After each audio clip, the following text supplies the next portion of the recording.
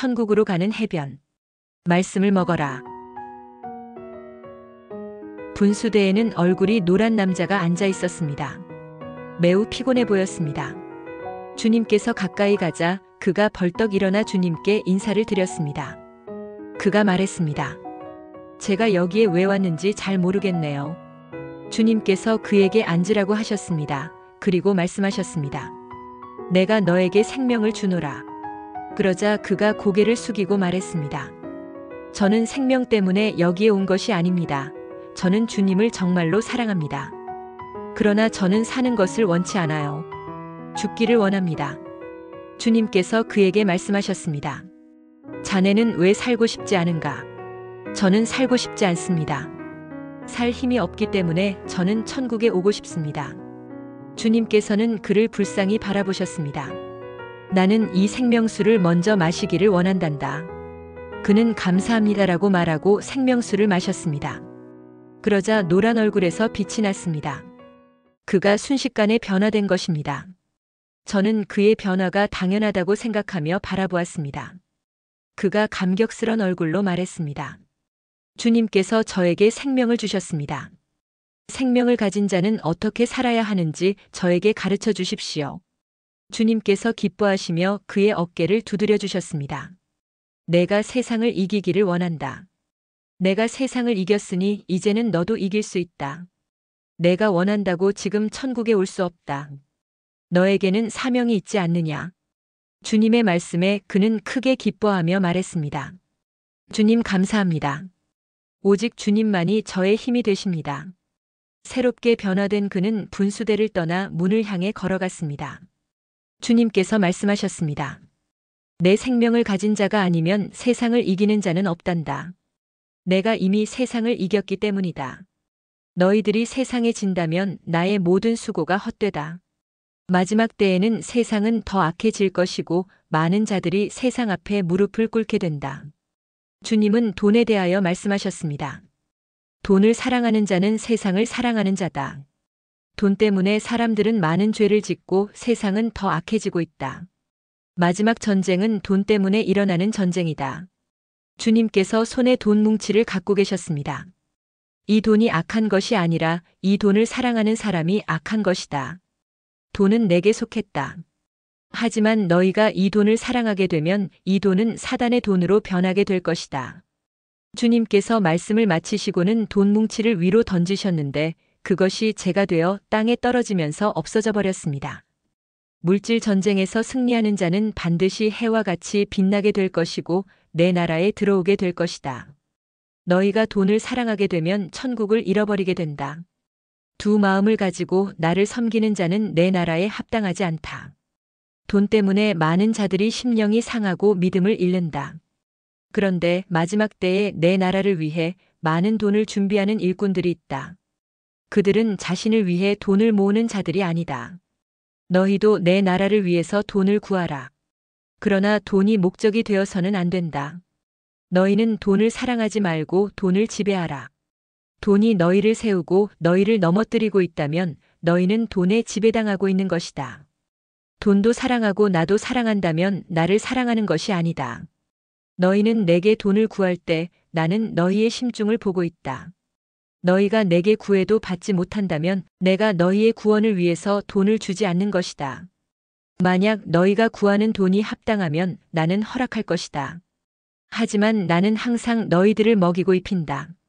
내 나라를 위해 돈을 구하는 영적 성숙이 너희에게 있다면 더 많이 구하라.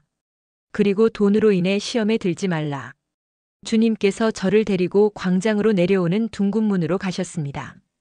이 문은 풍선같이 앞뒤로 불룩하고 한 사람이 드나들 수 있는 크기로 연한 노란 빛이 납니다. 그리고 열고 닫는 문이 아니라 통과해야 하는 문입니다. 주님께서 문에 대해서 설명하셨습니다. 이 문을 통과해야만 생명수를 마실 수 있지. 이 문은 바로 나란다. 나를 통과하지 않고서는 생명수를 마실 수 없다. 너희들은 나를 통과해야 한다. 나를 통과한다는 것은 나의 의로움을 입는다는 뜻이다. 너희는 죄인이기 때문이다. 주님께서 저에게 문 바깥으로 나갔다가 다시 들어오라고 하셨습니다. 비누방울을 통과하는 것 같이 저는 바깥으로 나가서 다시 들어왔습니다. 문을 통과하며 안으로 들어올 때 무언가가 저를 덮는다는 것을 느꼈습니다. 나를 입은 거다. 나를 입지 않고는 너희는 여기 와서 생명수를 마시지 못한다. 너희는 죄인이기 때문이다. 그러니 내가 입혀져야 한다. 그것은 바로 보혈을 덮는다는 의미이다. 주님께서 내려가자라고 말씀하시고 문 앞에서 사라지셨습니다. 저는 그 문을 빠져나왔습니다. 주님께서는 벌써 황금길 앞에서 저를 기다리고 계셨습니다. 길에 올라서자 황금길이 움직이기 시작했습니다. 주님께서 말씀하셨습니다. 많은 사람들이 자신의 믿음을 오해한다. 구원받았다고 믿는다. 구원은 두 마음을 품은 자들에게는 결코 주어지지 않는다. 나는 그들의 마음이 어떠한지 너무 잘 안단다. 그들의 믿음이 거짓인지 참인지. 구원받기는 참 어렵다. 그리고 구원은 너희들의 노력만으로는 얻어질 수 없다. 반드시 성령의 도우심을 받아야 한다. 너희는 성령 안에서 구원을 이루도록 죄에서 떠나고 내 계명을 지키고 내 마음을 알아야 한다.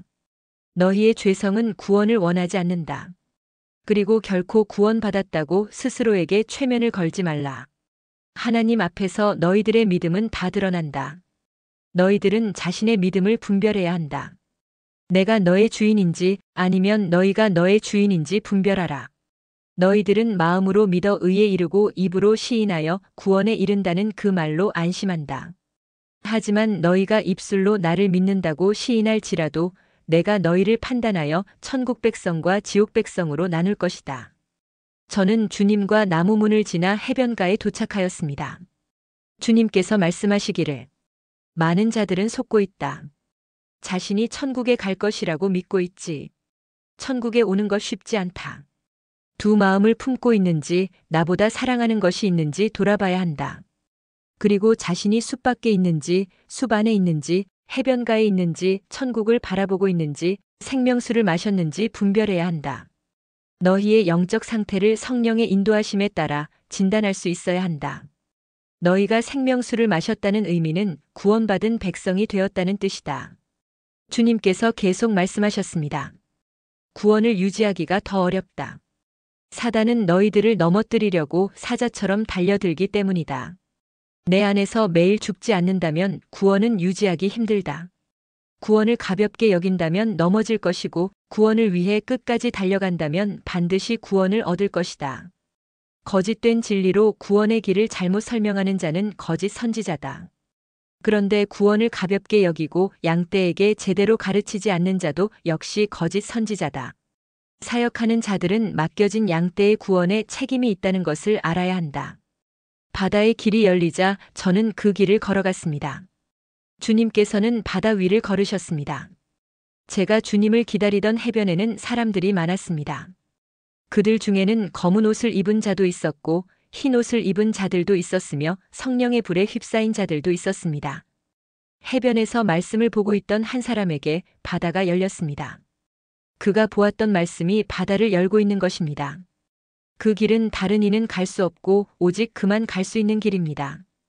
그런데 말씀 한 구절이 적힌 종이 한 장에 올라타고 건너편 천국으로 가는 사람도 있었습니다. 저는 주님께 말씀드렸습니다. 바닷길을 열기 위해 오랫동안 성경을 본 사람도 있지만 말씀 한 구절로 바다를 건너는 사람도 있습니다. 주님께서 말씀하셨습니다. 구원에 이르기 위해서 너희는 성경 전체를 다 보아야 한다. 그러나 말씀 한 구절로 변화를 받은 사람도 천국에서 생명수를 마시기도 한단다. 하지만 반드시 철저히 회개하고 거듭나야 한다. 말씀을 많이 보았으나 바닷길을 열지 못하는 자는 그 말씀을 살아있는 말씀으로 받아들이지 않았기 때문이다. 말씀을 지식적으로 받아들이는 사람은 그 말씀이 그에게는 죽은 것이다. 그러나 말씀을 살아계신 하나님으로 받아들이는 사람은 그 말씀으로 산다. 주님께서 저에게 호두 하나를 보여주셨습니다. 이 호두를 너는 사람이라고 생각하라. 사람은 영과 혼과 육으로 세 부분으로 나눌 수 있다. 영은 성령이 거하시는 부분이다. 영이 살았다는 것은 바로 그 영 속에 성령이 거한다는 뜻이다. 그러니 나를 믿지 않는 자는 성령이 없으므로 그 영은 죽은 것이다. 혼은 너의 생각이다. 육은 눈에 보이는 육체이다. 이 세 가지 영역에서 가장 중요한 부분이 영이다. 주님께서 보여주신 호두 아래 조그마한 불씨가 생겼습니다. 주님께서 말씀하셨습니다. 처음 나를 영접했을 때의 상태이다. 성령의 인도하심을 받는다면 이 불은 더 커질 것이고 점차 혼과 육에 번질 것이다. 그래서 영, 혼, 육 모두 성령의 불로 타게 된다. 혼과 육이 성령의 지배에 놓이게 되면 너희는 더러운 죄에서 떠나게 될 것이고 구원에 이르게 될 것이다. 주님께서 말씀하셨습니다. 너희가 숲길에서 이 해변까지 오려면 반드시 성령 충만을 유지하여야 한다. 그리고 해변에 도착해서도 성령의 인도하심에 따라 천국을 바라보아야만 바닷길이 열릴 것이다. 성령 충만이 구원받은 상태라고 말한다면 틀린 말이다. 하지만 구원받은 사람은 성령 충만하다는 말은 옳은 말이다. 혹은 어떤 사람들은 자신의 성령 충만이 구원받은 증거라고 여긴다. 그리고 숲에서 성령 사역을 하기 때문에 본인은 구원받았다고 생각하기도 한다. 하지만 그건 잘못된 생각이다. 성령 사역자라 하더라도 자기 구원을 이루지 못한 자도 있다. 숲을 가면서 대부분은 사역을 한다. 그렇기 때문에 많은 자들이 다른 이의 구원에는 간섭하나 정작 자신은 구원받지 못하는 경우도 많단다. 주님께서 계속 말씀하셨습니다. 힘들게 해변에 도착했지만 많은 자들이 천국에 들어가지 못하는 이유가 있다. 그것은 그들의 두 마음 때문이다. 나보다 사랑하는 것이 있는 자는 결코 천국을 바라볼 수 없다. 주님께서 말씀을 마치시고 불붙은 호두를 바다 건너편으로 던지셨습니다. 호두가 빛을 내자 천국이 보이기 시작했습니다. 천국은 빛나는 글자들로 만들어져 있었고 그 글자는 성경 말씀이었습니다. 해변에 있던 사람 가운데 저와 같이 천국을 보는 자도 있었습니다.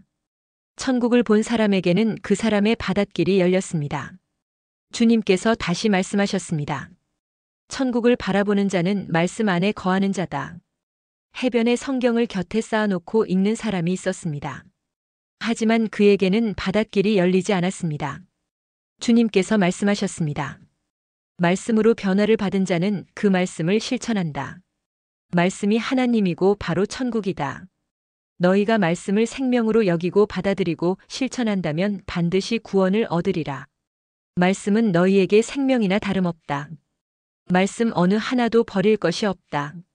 말씀을 지식으로 받아들이지 말라. 말씀은 살아있다. 그래서 모든 이에게 동일하게 적용되는 것이 아니다. 그러니 말씀의 해석을 가지고 다투지 말라. 말씀은 오직 성령 안에서 해석되어야 한다. 그래서 가르치는 자는 오직 성령 안에서 가르쳐야 한다. 가르침을 받는 자는 다른 사람의 가르침에 흡족해 하지 말고 성령의 가르침을 받아야 한다. 성령께서 너희를 가르치실 것이다. 성경의 해석은 각자에게 주시는 성령의 인도하심에 맡겨야 한다. 중요한 것은 모든 말씀이 구원의 길을 가르치고 있다는 것이다. 주님께서는 성경을 보여주셨습니다. 그리고 그 성경을 두 손으로 짜셨는데 피가 떨어졌습니다. 그 피가 모래에 닿자 바다의 모든 물들이 사라지는 것 같은 느낌이 들었습니다. 너희는 보혈의 의미를 너무나 잘 안다. 하지만 그 보혈의 능력을 진정으로 믿는 자는 적다. 성령의 인도하심이 아니라면 보혈을 제대로 묵상할 수 없을 것이며 믿을 수도 없을 것이다. 바닷길을 여는 최고의 방법은 너희들이 보혈의 능력을 믿는 것이다. 성령의 음성을 들어라. 성령이 인도하는 모든 것에 너희는 따르라. 이 세상의 많은 믿는 자들이 하나님의 음성을 들어야 할 때가 왔다. 바로 지금이다.